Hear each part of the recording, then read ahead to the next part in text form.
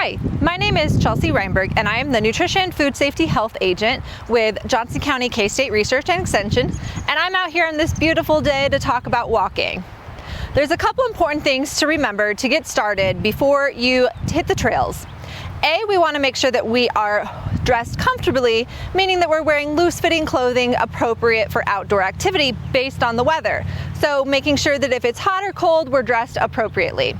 The second thing is we want to have our proper sneakers, and we want to have those that are nicely fitted, not too tight so it cuts off circulation, and provide accurate and good support. And then the third thing we want to make sure before we go outside is we want to stay hydrated. As we age, older adults tend to lose their ability to know when they are thirsty or full. And so it's important to make sure that you're staying hydrated. Even if you're not thirsty, go ahead and take a cup of that water. Now let's talk about the benefits of walking. A, walking is really good for our joint health, our bone health, and to keep our muscles nice and strong. The second thing is it helps keep our immune system nice and strong. It also is great for our mental health. Being outdoors helps to boost serotonin and helps to keep our mental health nice and strong, and it also helps prevent Alzheimer's and mental cognition decline. Another important feature is it helps with our balance, making sure that as we age, we're keeping that proper balance, and walking helps to do that. It also helps prevent chronic disease, heart disease, diabetes, and certain cancers. So all those great benefits are just a reason to get outdoors. Now let's talk about how we want to properly walk. Form is really critical to make sure that we are preventing injury from happening.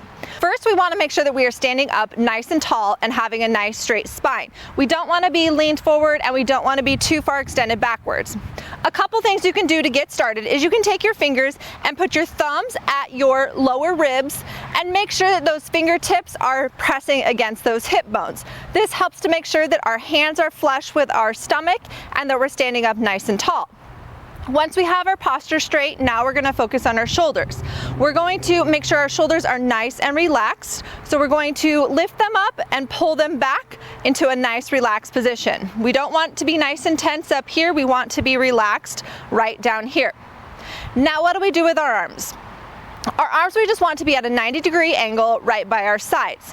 And our hands are going to be not clenched in a super tight fist, but imagine that you are holding eggs and you don't want to break them. So we're going to have our hands just in a nice, loose position. Now let's talk about our stride. We want to make sure that our stride is appropriate for our body.